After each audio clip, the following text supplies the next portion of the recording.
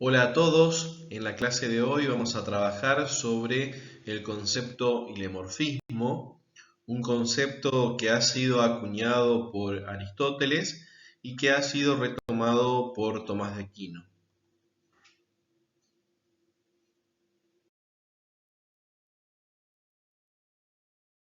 El hilemorfismo sostiene que los entes están compuestos de dos coprincipios que son la materia y la forma. Esto es distinto a las concepciones dualistas que sostienen que los entes están compuestos de dos sustancias completas, una sustancia material y otra inmaterial. Entonces, en el caso de las filosofías dualistas, vamos a tener un ser, pero con dos sustancias. En cambio, en el hilemorfismo, materia y forma son coprincipios que conforman una única sustancia. Entonces, esto quiere decir que la materia y la forma no existen por separado y por lo tanto para la filosofía realista de Aristóteles y de Tomás de Aquino, lo que se valoriza es la unidad del ser.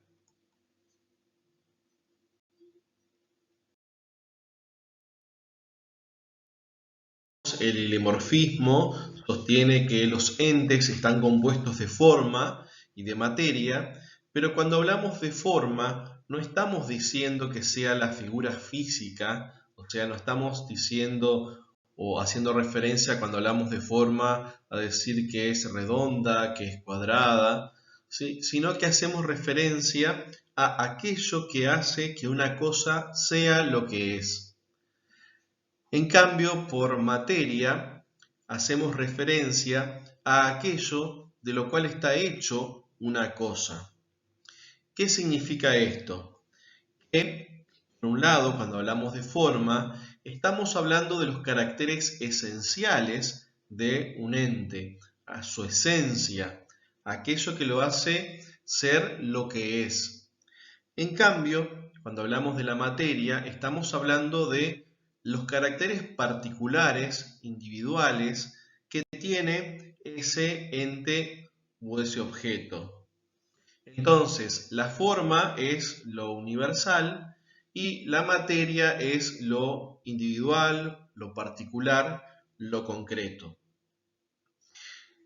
Cuando hablamos de forma, decíamos, estamos haciendo referencia a lo que hace que una cosa sea lo que es, o sea, estamos haciendo referencia a su esencia. En cambio, cuando hablamos de la materia, decíamos, hablamos de los caracteres particulares, nos preguntamos de qué está hecho eso.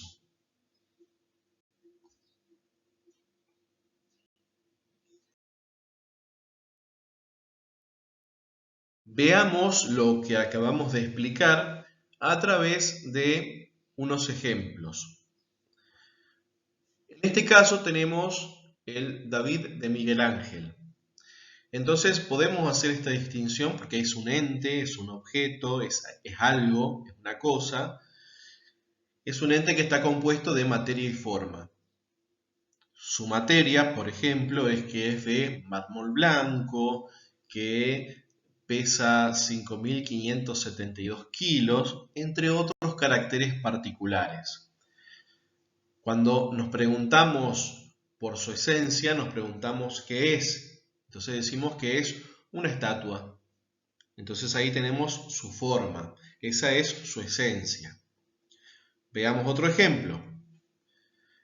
Tenemos el Cristo Redentor del Corcovado que está en Río de Janeiro. Si nos preguntamos qué es, o sea, si hacemos referencia a su forma, decimos que es una estatua. Pero cuando hacemos referencia a la materia, decimos que es de hormigón armado, que pesa más de 1000 toneladas. Vamos con un tercer ejemplo. El Pensador de Rodin también es una estatua, ¿sí? que es de bronce y que pesa 650 kilos. Entonces, ahí vemos, a modo de ejemplo, ¿no? Que cuando nos referimos a la materia, hacemos referencia a aquello de lo cual está hecho algo y aquello que le da ciertas condiciones particulares. Como por ejemplo podemos ver ahí, bueno, el material con el que está hecho, el peso, el lugar en donde está, también hace referencia a esto de la materialidad.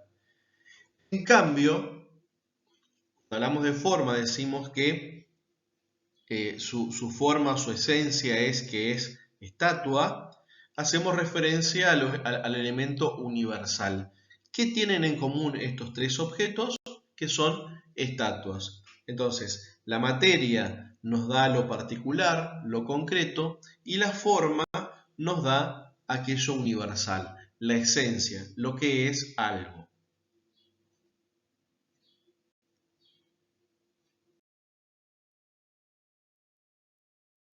Apliquemos entonces esto a la antropología, o sea, a lo que es el hombre. Entonces decimos que también para la antropología realista de Aristóteles y de Tomás de Aquino, el ente hombre es o está compuesto de materia, que es el cuerpo, y de la forma, que es el alma. Pero recuerden lo que dijimos hoy, materia y forma, o sea, acá en este caso cuerpo y alma, no son dos sustancias distintas, sino que son dos coprincipios que conforman una única sustancia. Entonces decimos que esta sustancia es el hombre, por lo tanto la naturaleza que tiene es la naturaleza humana. Esta naturaleza humana conlleva ciertas dimensiones, como ser lo corporal y también lo espiritual. Por lo tanto, tenemos aquello que nos individualiza, que nos hace distinto a todos los demás, como veíamos en los ejemplos de las estatuas, y aquello que nos hace igual a los otros, y es nuestra forma, nuestra alma. Por lo tanto, poseemos inteligencia y voluntad. Es lo que nos hace seres humanos. Más allá de los caracteres individuales que nosotros tengamos, tenemos una esencia que es universal, que nos iguala.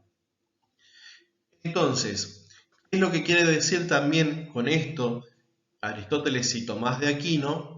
Que las funciones que nosotros podemos llegar a realizar no las hacemos en un conflicto entre el cuerpo y el alma, sino que las funciones las realizamos como una unidad sustancial. Por ejemplo, cuando nosotros pensamos, si bien estamos poniendo en juego más nuestra parte intelectual, ¿sí? Hacemos ejercicio de la inteligencia, también se compromete mi corporalidad, que tengo que tener determinadas condiciones para que se pueda realizar esa función. Puedo también decir que cuando siento dolor, no está sintiendo solamente dolor una parte de mi cuerpo, sino el que siente dolor soy yo, en mi ser completo, tanto en mi materia como en mi forma, en mi cuerpo y mi alma. Soy yo completo el que siente el dolor, ¿sí? No como seres o como sustancias separadas como veíamos en otras filosofías. La salud, sabemos que la salud es tanto mental como física y en ambos casos influye una parte del hombre sobre la otra, tanto la corporidad sobre el alma y el alma sobre el cuerpo. Entonces se da una interacción. Pongamos otro ejemplo, si yo quiero estudiar, tengo que poner ciertas condiciones físicas para poder desarrollar esa actividad mental, ¿sí? Tengo que estar descansado, tengo que estar en un lugar donde haya suficiente luz, por ejemplo, para poder leer. Si me duele mucho la cabeza, seguramente me va a costar mucho concentrarme, ¿sí? Entre otras cuestiones que podemos ejemplificar. Pero la idea que nos tiene que quedar siempre en claro es que en el hombre, para Aristóteles, Tomás de Aquino y todos los que son los realistas moderados, siempre se da desde la unidad del ser, no como cosas separadas, sino como cosas unidas, ¿sí? Como coprincipios que están unidos, que conforman una única sustancia y que todas las funciones que realizan las realizan desde esa unidad sustancial.